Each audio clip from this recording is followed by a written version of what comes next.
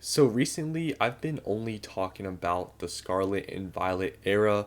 I've been making a lot of videos about Surging Sparks, Prismatic Evolutions, 151, but mainly I've been talking about Surging Sparks and Prismatic Evolutions because that's where the hype is at. That's all people care about. That's all people want to talk about is just those sets.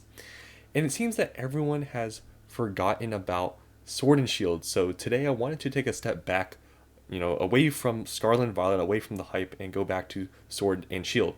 And it seems that every single time I go back and talk about Sword and Shield, these videos usually don't do as well because just no one cares about this era anymore. Like, since everyone has been hyped up about Scarlet and Violet, literally just people that were hyped about Sword and Shield just literally forgot about it. And honestly, I feel like those people have already sold off their Sword and Shield positions to buy more Scarlet and Violet. I mean, all the power to you if you did that, but I feel like those are the type of people that don't care about Sword and Shield anymore, don't talk about it. It's people that probably just sold all their positions already. But I want to make this video especially for those that are maybe just getting back into Pokemon. Maybe 151 made you want to get back into Pokemon. Maybe you heard about the hype with Surging Sparks or Prismatic Evolutions. I want to tell you right now that there's still a great opportunity for Sword and Shield booster boxes if you have no positions. Even if you do have positions in these booster boxes, I still think there's great opportunity. And every single time I talk about Sword and Shield and how I say that, and believe that, there's still great opportunity in, these boxes, no one believes me. Everyone wants to say it's too expensive. These sets suck.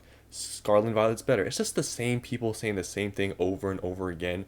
But if you look at past eras and past sets, how many times do you have to see this happen where look at XY era, look at Sun and Moon. Do you see how those boxes are performing like recently?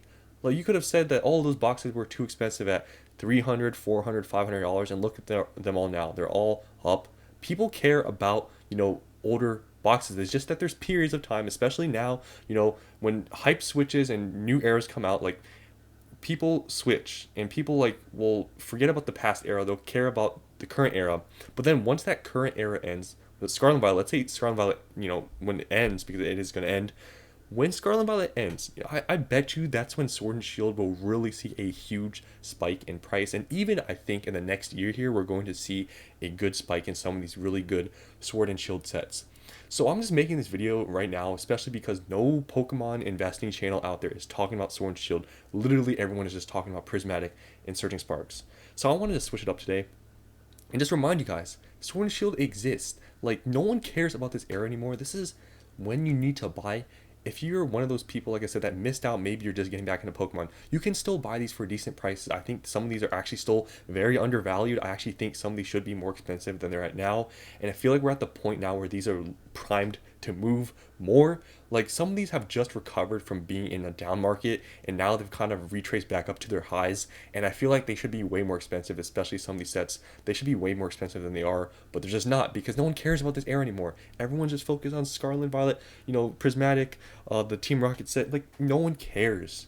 And that's when you need to buy, especially with these good sets. When no one cares about good sets, that's like the perfect opportunity. I'm not saying to go buy, some of these trash sets from the Sword and Shield era that I'm showing you that are expensive. I'm not telling you to buy these. There's some good sets that are so undervalued right now that no one talks about because no one cares. But when they get expensive, everyone's going to care again. So, I'm going to quickly just brush over these trash sets. Sword and Shield base, it's at $330. No, I don't think you should buy this. I don't think this is a good, investment. It's $330 for a base set. The only reason why this is expensive is because it wasn't printed that much, but there's just really not that much demand because there's nothing good in this set.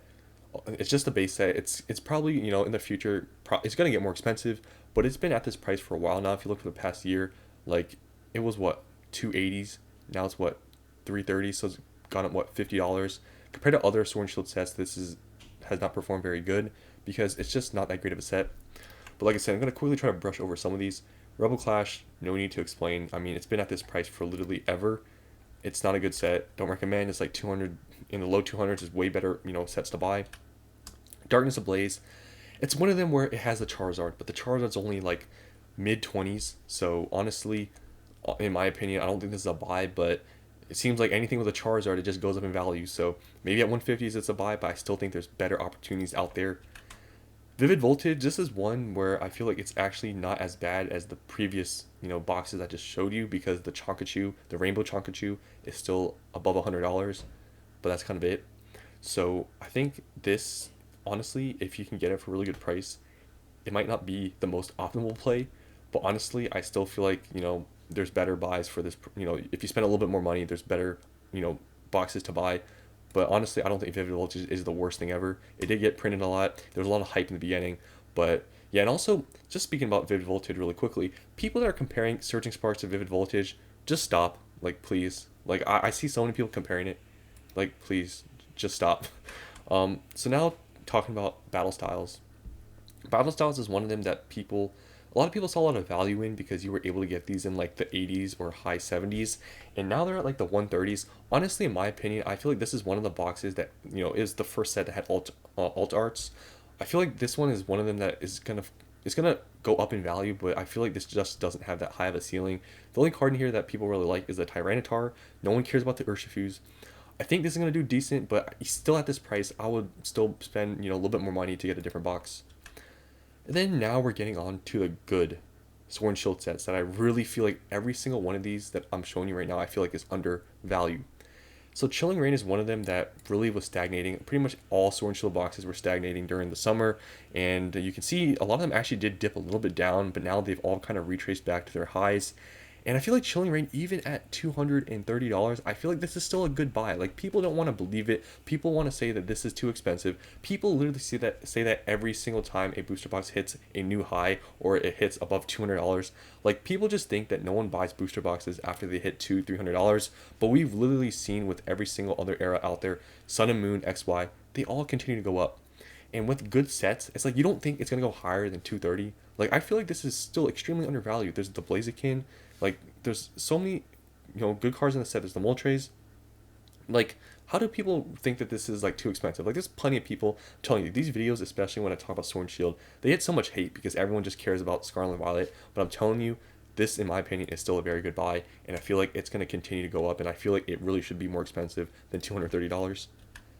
So Evolving Skies is one of them where I'll say that yes, it's very expensive. It looks very unattractive, but I'm going to tell you here right now, it's not going to get any cheaper.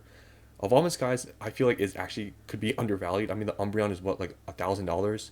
The fact that this set has this many expensive cards and that the booster box is only $865, I feel like just not too long ago it was around 700, and now it's gone up to 865. So obviously, yeah, it kind of sucks that it just went up a ton, but still, it's not getting any cheaper. If you have 0 Evolving Skies booster boxes and you want some, like I said, it's not getting any cheaper. So if you want some and you have the money, buying this is not the worst, investment of all time. But obviously, there's probably opportunities out there that might be better in terms of like, maybe some other boxes I'm going to show you here. It's possible maybe they'll go up faster percentage wise than maybe Evolving Skies. But I mean, Evolving Skies has been doing so many numbers. Like, look, it's gone up literally 100% in a year. In the beginning, it was at 400. Like, Evolving Skies is one of them that literally we could see some crazy things happen that people might think, would be impossible. But this set is just built different. So honestly, at this price, I still don't think it's a bad buy, believe it or not. Fusion Strike, very similar to Chilling Reign in my opinion. Chilling Reign is a deeper set than Fusion Strike, but Fusion Strike has the Gengar, Espeon, that honestly, those artworks are extremely, extremely good. And I still feel like same thing with Chilling Reign. I feel like this is undervalued at 230. I feel like Chilling Reign and Fusion Strike, I really feel like they should be closer to $300 in my opinion. But these have, seen like stagnation in the past few months. Just no one cared. You can see they've all kind of started to retrace a little bit. But I feel like these should be closer to 300, but they're just not because they had, some stagnation here. Brilliant Stars is one set I feel like nobody talks about. Brilliant Stars is really good. It has, evolutions in the trainer gallery. It has the Charizard V alternate art. This is a really good set, but just I feel like really no one talks about this set like at all. But it's one of them that I feel like is going to perform extremely well in the long run. And just yeah, it's the same thing with all these sets. They were stagnating, and now they're kind of going up a tiny bit. But I really feel like all these are really primed to move, and just no one is realizing it now because no one cares about Scarlet, like about Sword and Shield. Like, everyone just cares about Scarlet and Violet. It's honestly crazy to me that I feel like Brilliant Stars should be more expensive than 190s.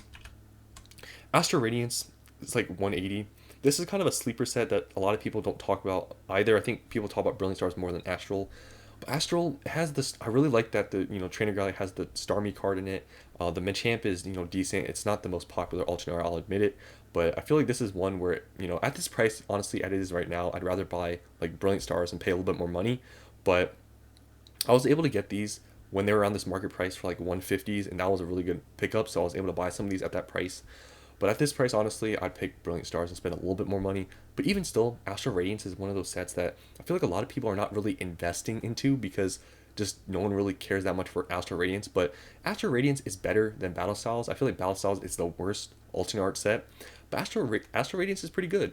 And I feel like this is one that maybe in the long run might actually perform a lot better than some people think because nobody is investing into Astral Radiance. So it could be a sleeper play. I have some myself, and I think it's a decent set. Next, this is the one set I think is extremely undervalued. So Chilling Reign, Fusion Strike are about as expensive as Lost Origin. They have, more expensive cards in them, like Chilling Reign, Fusion Strike. They have more cards that are more expensive than Lost Origin. But the difference with Lost Origin is that it has the Giratina V alternate art, and that's all it needs. Even the trainer gallery is good. The trainer gallery in the set has Pikachus, and also it has an Aerodactyl V alternate art as well in the main set. But just the fact that this has the Giratina V alt art and how iconic this card was and how expensive it got during the hype of alternate arts, I think this to be as expensive as Chilling Reign and Fusion Strike is honestly kind of crazy. The one card, like the Giratina, is literally all it needs. I feel like this should be way more expensive than 230, and I really feel like this is an undervalued box. And I have a huge position in Lost Origin because I believe in it. So am I pumping this up for my own gain? Sure, but I really feel like this is one of those boxes that is gonna perform and outperform other Sword and Shield sets other than Evolving Skies. I feel like this is the one that is gonna outperform everything else once Sword and Shield gets hyped up again. And then lastly, Silver Tempest. I feel like this is such a sleeper play right now. Like nobody talks and nobody cares about Silver Tempest because it had a huge reprint a year ago. They're still available on the Pokemon Center website, and just nobody cares because when things are plentiful, nobody cares. But when things are not, people care. And I'm telling you that is happening with Silver Tempest. They're available on the Pokemon Center website for MSRP. It's unattractive because, it's readily available, just no one's picking them up. And yeah, people are forgetting though that the Lugia alt art exists in this set, along with the trainer gallery that has a Rayquaza. Like, to get this at MSRP is crazy. This set has just hit around 2 years old now. So, yeah, for this to still be like around, like here it says, 165, you can get them at MSRP on the Pokemon Center website for 143. To get them at that price is so insane, and how some people are not buying into this. Some people saying that this set it sucks, it's going to take forever to go up.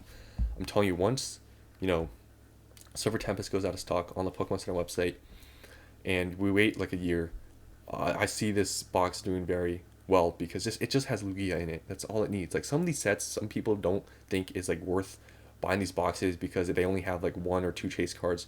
But you got to realize that that's literally all some of these sets need, especially when a chase card is very strong. And some of these sets, maybe they only have a couple, chase cards in the main set. They have trainer galleries too. So yeah, you just gotta think about that. Is like even though people are gonna say Silver Tempest is trash because it only has Lugia and that's it. Yeah, I mean, it has Rayquaza too, but that's all it needs. And to get them at MSRP is a crazy good deal. So I just want to make this video for especially those new people out there that maybe missed out on Sword and Shield, that there's still great opportunity, and that don't forget about this era because if you wait another year, I'm telling you, Sword and Shield boxes in a year from now, I don't know what they're gonna be at, but I feel like we're due to see some movement with these Sword and Shield boxes, especially with this hype. I feel like once Scarlet and Violet, once it gets towards the end, I think we're going to see a good amount of movement for these Sword and Shield boxes. So just wanted to remind you guys about Sword and Shield today. Hope you guys enjoyed. I'll see you on the next one.